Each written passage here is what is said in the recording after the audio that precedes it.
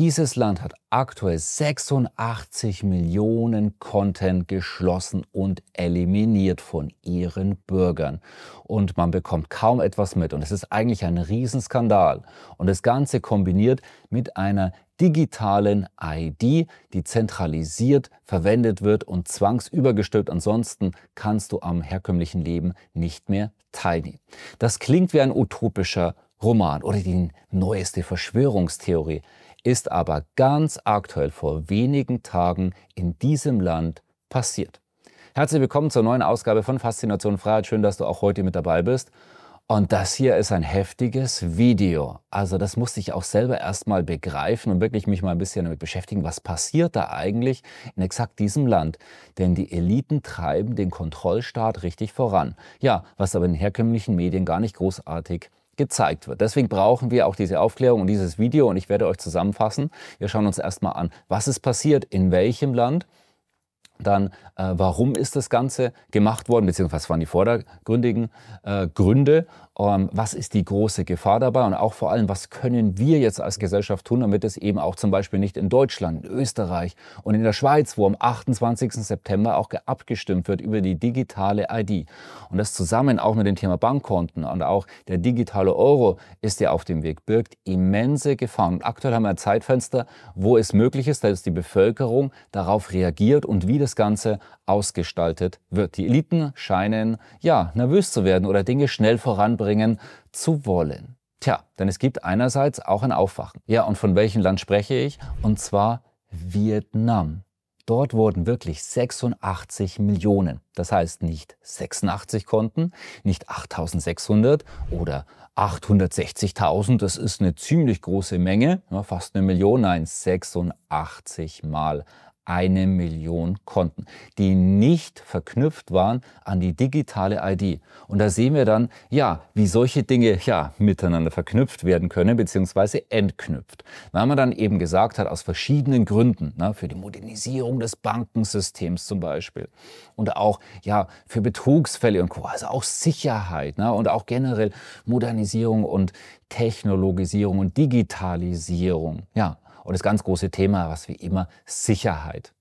Wie wir ja auch wissen, letztendlich, diejenigen, die Freiheit für Sicherheit aufgeben, die werden am Schluss beides verlieren. Gibt es ein sehr bekanntes Zitat und es trifft es, denke ich, sehr, sehr gut. Denn es geht hier um unglaublich viel Macht. Wenn der Staat die Möglichkeit hat, verschiedene Dinge zusammenzufassen, dann ist das sehr, sehr gefährlich. Denn diese Macht kann missbraucht werden. Denn, wenn jetzt der Staat, schauen wir uns mal an, was hat denn der Staat in Vietnam gemacht mit dieser digitalen E-ID? Und zwar die VNE-ID. Und da hat er verschiedene Sachen eben zusammengeführt. Erstmal, 2022 wurde die eingeführt. Und zwar wie? Ja, freiwillig wurde sie eingeführt. Da ist ja alles okay für diejenigen, die sich Sorgen machen, dass diese Macht missbraucht werden kann. Ja, jetzt ist 2025, 3 Jahre später und man kann nicht mehr in Vietnam normal am alltäglichen Leben teilnehmen ohne diese digitale ID. Und dort wird einiges zentralisiert. Das sehen wir uns doch hier gleich mal an. Was ist denn da jetzt genau drin in dieser digitalen ID? Und zwar, wir haben Fingerabdrücke, wir haben biometrische Gesichtsdaten, wir haben die Fotos, wir haben Pässe, also auch Reisepass zum Reisen, die Staatsangehörigkeit, Strafregister und sogar Krankenakten werden dort gespeichert. Ist super komfortabel oder ist alles schön aufgeräumt an einem Platz. Ja, jetzt hoffen wir nur, dass die Regierung dich mag, weil wenn sie dich nicht mehr mag, dann können die einen Knopf drücken sozusagen und dann kannst du verschiedene Dinge in dem Land nicht mehr machen. Vielleicht dann auch ähnlich, wie wir das in China ja schon sehen, wo bestimmte Leute ja dann auch nicht mehr Zugtickets oder Flugtickets kaufen können. Tja, ist ein bisschen ungünstig, weil da hängt eben alles dran. Und das heißt, es kann einfach nur so sein, du kriegst da auch gar nichts mit. Das heißt, nur von einem Moment auf den anderen kannst du zum Beispiel deine Kreditkarte nicht mehr benutzen. Und Bankkonto, auch der Login geht nicht mehr. Und auch andere Sachen gehen nicht mehr. Und du bist ganz verwundert und verdutzt und kannst eigentlich auch gar nicht so richtig nachfragen. Und du bekommst dann möglicherweise, so wie auch bei Bankenschließungen und Co., keine wirkliche Antwort drauf. Vielleicht sogar von Gesetzes wegen. Warum? Weil du wirst wegen ja irgendwas verdächtigt, beziehungsweise irgendetwas ist passiert. Und du hast keine Ahnung was. Du weißt nur, hoppla, ich habe ein Problem. Ich wurde quasi gerade ausgeschalten. Ja, wie du dich vorbeugen kannst, das sehen wir uns am Ende von diesem Video auch an. Und du merkst, glaube ich, auch schon ein bisschen so die Dimension von dem Ganzen. Das ist ziemlich heftig, was da draußen passiert. Und es ist auch sehr, sehr heftig, dass es gar nicht großartig dort draußen als ein riesen Finanzeinschnitt dort in Südostasien gar nicht wirklich thematisiert wird. Oder hast du das überall groß mitbekommen, auch einen großen Aufschrei? Ja, weil erstmal kurzfristig passiert auch nichts großartig. Bei den Asiaten ist es ja leider so, die sind ja auch noch mal besonders hörig und besonders ruhig und höflich. Ja, und sind jetzt sozusagen der Testballon. Ich persönlich habe keinen Zweifel. Die Eliten da draußen, sie werden sehr, sehr genau beobachten, was passiert da, was funktioniert sehr, sehr gut, was möglicherweise überhaupt nicht. Das heißt, was muss optimiert werden, warum, dass es die nächsten Mal oder Male dann ja besser gemacht wird. Und dass wir uns einfach daran erinnern, der digitale Euro ist jetzt startklar ab Oktober 2025. So, und die digitale ID, und die wird jeder bekommen. Die wird ebenfalls ausgestellt. Und wie wird sie ausgestellt? Ja, alles gut, nur freiwillig. Genauso wie 2022 in Vietnam. Das heißt, der feuchte Traum von jeder faschistischen Regierung, die einfach nur kontrollieren möchte, ja, und die dann auch vielleicht bestimmte Gegenbewegungen, ne, die ja ganz böse sind und die ja auch dämonisiert werden, dann ausschalten möchte, ist dann ziemlich einfach, wenn die Bevölkerung hier nicht aufpasst. Und so wird dann so ein goldener Hamsterkäfig dort geschaffen, ja, der dann vielleicht mit der Zeit aber gar nicht mehr so golden ist, wenn die dann auch faschistische Regierungen immer mehr und mehr ihre Fantasien ausleben können. Wir haben das in der Historie immer und immer wieder gesehen. Übrigens unabhängig davon, ob du jetzt glaubst, dass deine aktuelle Regierung, ob die zu den Guten gehört und dass die auch wirklich nur das Beste für ihre Bevölkerung will. Der Punkt ist, wie heißt denn die Regierung in 5 Jahren, in 10 Jahren, in 20 Jahren? Wer ist an der Macht? Wir wissen es nicht, wir können es nicht wissen. Was wird sich dort entwickeln? Können Freiheiten und Demokratien etc., unabhängig davon, auf was und wie jetzt wirklich eine Demokratie ist, weil nicht jede Demokratie, die sagt, dass sie eine Demokratie ist auch wirklich eine Demokratie. Tja, kann man es glauben? Ne? Tja, wie auch immer. Das heißt, das kann sich entwickeln und es wird sich entwickeln. Freiheiten wurden schon immer auch ausgehebelt. Das heißt, Freiheiten sind nicht Gott gegeben. Wir müssen Freiheit immer und immer wieder eruieren, anschauen, beobachten und vor allem auch verteidigen.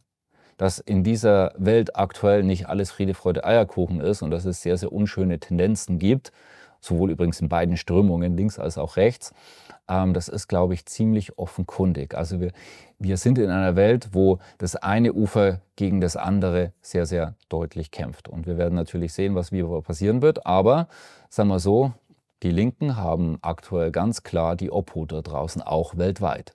Und was auch linksextremistisch, wozu das führt, das haben wir in der Historie auch immer und immer wieder gesehen. Einfach nur Sozialismus und Co.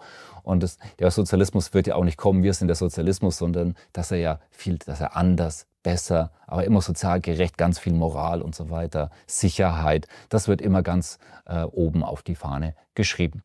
Interessant übrigens bei Vietnam war in dem Kontext auch, und zwar Anfang des Jahres 2025 hat der vietnamesische Ministerpräsident auch bei dem WEF-Treffen dort teilgenommen. Danach ging das Ganze los. Und vorher war es ja sogar noch so, da war das eigentlich das genaue Gegenteil. Vietnam war eines der wenigen Länder, die nicht am CAS teilgenommen haben, das heißt am internationalen Datenabgleich. So, das heißt, es war möglich, dort ein anonymes Konto zu haben, wo es eben keine Meldung gab, zum Beispiel an das heimische Finanzamt. Ja, einfach mehr Anonymität, so wie es früher das ja auch gewesen ist einmal.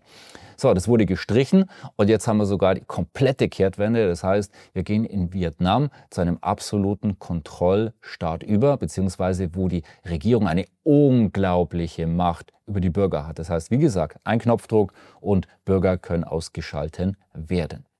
Ja, was können wir jetzt tun? Also erstmal für dich selber Bewusstsein, beschäftige dich mit diesen Themen, bitte verstehe die Tragweite von dem Ganzen, worüber wir uns gerade aktuell unterhalten. Zweitens, informiere andere Menschen darüber. Das heißt, teile und leite dieses Video weiter, dass mehr Menschen das Ganze mitbekommen. Wir haben in der Schweiz am 28. September die Abstimmung zur eID. Und es ist wichtig, dass hier Bewusstsein da ist. Wir brauchen diese digitale ID nicht wirklich. Sie hat keine Vorteile, außer du gehörst zu den ganz wenigen, die andere massiv, also zur Regierung und Co. und möchtest andere gerne kontrollieren, manipulieren, ja, und von A bis Z alles über sie wissen. Wenn du dazu gehörst, dann kannst du dafür stimmen. Ansonsten vielleicht eher in die andere Richtung. Punkt Nummer 3, Auslandskonten. Hab möglichst viele Optionen weltweit. Wenn genau das in deinem Land oder in deinem Staatenverbund passiert, damit du vorbereitet bist. Wir werden das Thema Auslandskonten, für was sie gut sind, was sie nicht sind und Co. uns sehr, sehr ausführlich anschauen am 30. September. Du hast den Link unterhalb von dem Video, da kannst du dich eintragen. Geht circa 1,5 Stunden und am Schluss werde ich in unserer Live-Intensiv-Fragerunde noch alle eure Fragen beantworten.